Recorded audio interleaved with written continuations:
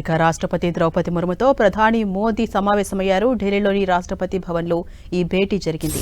పద్మ అవార్డుల ప్రధానోత్సవ కార్యక్రమం ముగిసిన వెంటనే ఈ భేటీ జరగడం ప్రాధాన్యం ఏర్పడింది.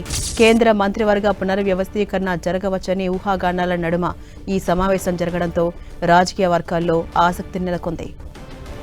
ఇక తాజాగా కేరళ బీజేపీ నేత జార్జ్ కురియన్ కేంద్ర సహాయ మంత్రి పదవికి రాజీనామా చేశారు. దీనికి రాష్ట్రపతి కూడా ఆమోదం తెలిపారు. ఈ పరిణామంతో కేంద్ర మంత్రివర్గ పునర్వ్యవస్థీకరణపై ఊహాగానాలు మొదలయ్యాయి. ఇటీవల పలువురు కేంద్ర మంత్రులకు వారి రాష్ట్రాల్లో పార్టీ బాధ్యతలు అప్పగించడం సైతం దీనికి మరింత బలం చేకూరింది.